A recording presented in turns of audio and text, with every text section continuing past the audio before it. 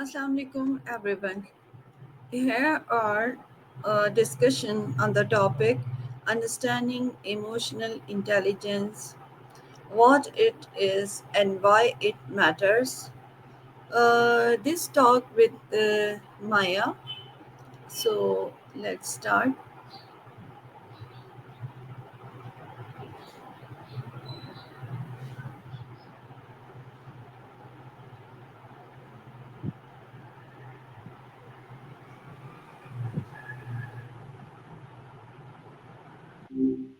Hey there. What's got your brain ticking today?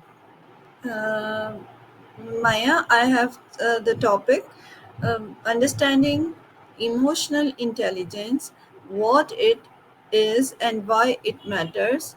I have some question on the topic, so let's start. Uh, my uh, Whew. my first question on this topic: what does emotional intelligence mean to you? For me, Yes. I think emotional intelligence is all about how well you recognize and work with emotions, both your own and other people's. It's not just about being sensitive or warm and fuzzy. It's more about being super aware of what's happening emotionally, being able to name it, understand why it's happening, and then either managing your response or using it constructively. What's got you deep into EQ lately? Uh, Maya, mm, it's okay. Maya, my next question: what are the key component of emotional intelligence? So, there are usually five main pieces everyone talks about: self awareness, self regulation, motivation, empathy, and social skills. Basically, recognizing what you feel and why, managing your reactions, staying motivated, reading how others are feeling, and building connections. That's the breakdown. Does that track with what you've been learning? Okay. Are you working through this in a class or just diving in on your own? Either way, emotional intelligence is one of those topics where the framework's helpful, but actually using it is where the rubber hits the road. Uh, All right, what's your next question? how is emotional intelligence different from general intelligence? Well, like people used to think IQ was everything, right? Turns out emotional intelligence is different. IQ measures things like problem solving and logic. EI is about picking up on social cues, understanding power dynamics, managing conflict, that kind of thing. You can be book smart but socially clueless. Think Sherlock Holmes. Or emotionally intelligent but not super academic. They're totally different toolkits for different scenarios. Make sense? Okay, okay. Um, why is self awareness an important part of emotional intelligence?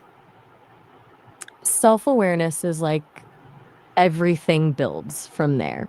You know, if you don't know what triggers you or why you're acting the way you are, you're basically flying blind. Like maybe you get defensive when someone questions your ideas, but if you don't recognize that pattern, you can't work on it. Self awareness lets you see when you're being irrational or emotional instead of logical. It's the foundation for managing yourself. Want me to explain the next component? Okay. What's next on your list of questions? Hmm. You're How being pretty can quiet. understanding uh, our emotion improve decision making? Emotions aren't this bug that messes up logic. They're actually shortcuts that help us make decisions fast. Like fear tells you something might be dangerous without you having to think through the calculus of risk assessment. Yeah. Understanding your emotions means you know what emotions are relevant in a given situation. Are you feeling excited or anxious about a choice? then you can factor those insights into what actually matters. If you ignore your gut, it could mean you're leaving out essential info. You've been covering mindfulness lately, right? That's kind of related to tuning into your internal signals. Okay, okay. Now, what role does empathy play in building emotional intelligence? Oh, empathy's huge. Not just for being nice, but for literally understanding how things land with people. Like if you're pitching an idea at work, if you can feel how someone's receiving it, are they confused, excited, skeptical? You can adjust your approach immediately. Empathy helps you read between the lines of what people actually say. It's not just about feeling for them, but feeling with them to understand their perspective. Make sense? Okay. Uh, Cool. how can emotional intelligence improve communication and relationship? Well, think about it. If you know how you're coming across and you can read how someone else is receiving you, communication gets way smoother, right? You can tell when someone's shutting down but keeps nodding, or when they're telling you something's fine but their body says otherwise, and you can adjust accordingly. It's especially helpful in relationships. You're not just reacting to what someone says, you're understanding the emotional subtext. Less miscommunication, fewer arguments where people feel misunderstood. Plus, it's easier to create genuine connections when you're showing up emotionally. Okay. You still What with me? what are some signs of a person with high emotional intelligence? Okay, a few things. They're not reactive. They pause and think before firing off. They listen more than they talk and ask really good follow up questions. They can handle criticism without getting defensive. They're confident but not arrogant. Like you can just tell when someone's processing information on all these different levels. They don't need to be the center of attention and they can genuinely tune into what others need. You already mentioned something about it. How do you pick that up from you? Okay. How can What's next on your list? uh, how can sorry how can low emotional intelligence affect personal or professional life? Ooh, well, the consequences can be brutal.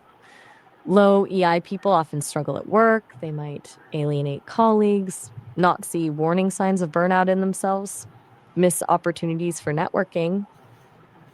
In personal life, think chronic conflicts with friends and family because they can't see what's really bothering someone or can't regulate their own responses when emotions run high. Not recognizing your own emotional patterns can lock you into cycles of frustrating relationships where nothing changes. It's like being stuck in a recurring movie where you keep doing the same thing and wondering why it isn't working out differently. Okay. Rough stuff, right? uh, Want to talk about how to actually boost it, or is there more you want to cover? Maya, my next question: how can emotional intelligence help in handling conflict or second criticism? Two words: boundaries and perspective.